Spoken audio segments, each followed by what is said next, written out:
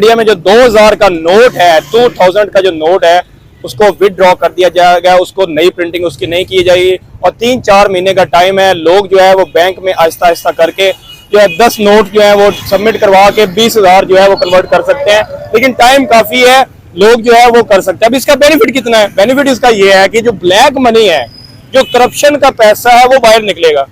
अब ऐसे स्टेप्स, अब 2016 की बात करूं मैं पीछे नरेंद्र मोदी के टेन्योर में, तो तब भी नोटबंदी की गई थी।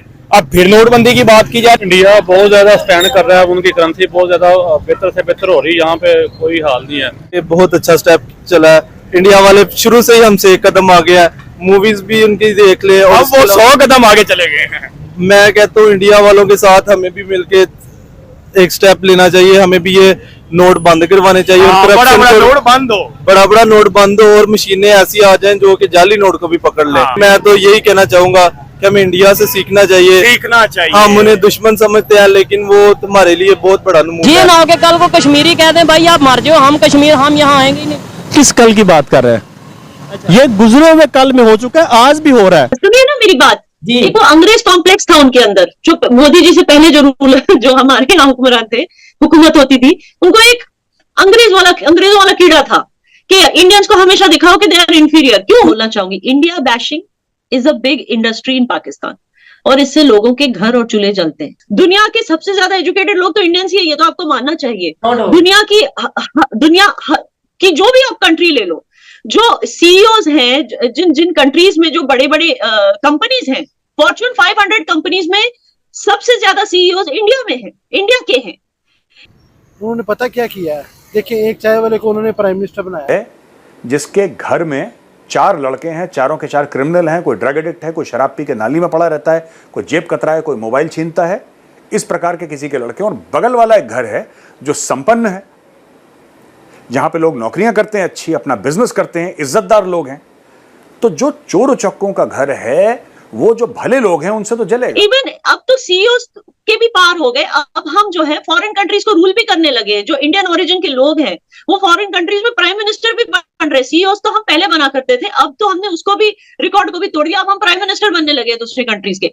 तो आप सोचिए, अगर हमें सुपीरियरिटी कॉम्प्लेक्स नहीं होगा तो क्या होगा? Obviously we are a superior race. उसके ताल्लुकात अच्छे हैं, इंडिया ने खुद को मनवा लिया है। इंडिया के लोग हर लेवल पर जॉब कर रहे हैं, वहाँ खाकरू भी इंडियन है और आप दुनिया में बड़ी 5 कंपनीज के सीईओज भी इंडियन है। मैसेज है, मेहनत करिए। 75 साल से आपका मुल्क भीख पे और ज़कात पे पल रखा है। कभी अमेरिका भीख दे देता है, कभी सऊदी अरब ज़कात दे देता है। बस एक लफ्ज़ उर्दू का है, एक लफ्ज़ अरबी का है, बस यही फ़र्क है। मामला वही है, आप बाहर के पैसे से पलने वाले मुल्क हैं। कि आपको, आपकी आंखें हैं, मेरी आंखें हैं, हमें ये दिख गया कि ये पॉलिसीज इंडिया की अच्छी हैं, ये काम वो अच्छे कर रहे हैं, इस वजह से उनकी इकॉनमी आगे जा रही है, उनका लाइफस्टाइल अच्छा जा रहा है।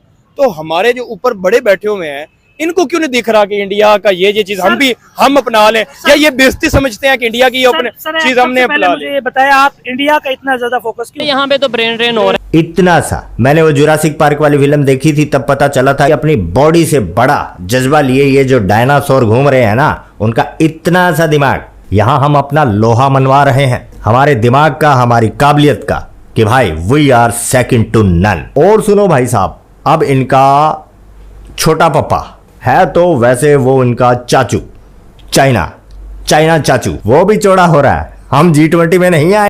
क्या कहूँ, मतलब चाइना के नहीं आने से हमें कोई फर्क पड़ता नहीं है। देखिए इस बार जो G20 की समिट है, उसके कोर मुद्दे कौन से हैं? हाँ, कश्मीर में ज्यादातर तो टूरिज्म में ही फोकस होगा, लेकिन कोर मुद्दे कौन से हैं?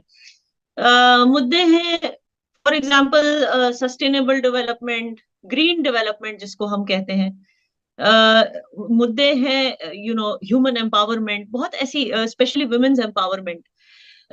तो आप सोचिए, जिस कंट्री ने पूरी दुनिया को कोविड-19 जैसा वायरस दिया, वो कंट्री क्या ग्रीन डेवलपमेंट के बारे में बात कर सकती है? वो तो लायक ही नहीं है उस ग्रीन डेवलपमेंट की बात करने की। जो कंट्री कम्युनिस्ट है, जहां पे डेमोक्रेसी ही नहीं है, वो कंट्री क्या वुमेन्स एम्पावरमेंट के बारे में बात करेंगे? चाइनीज नहीं आना चाहते G20 की मीटिंग में, दैट्स ऑल राइट। ये रोज क्यों बोल रहे हो?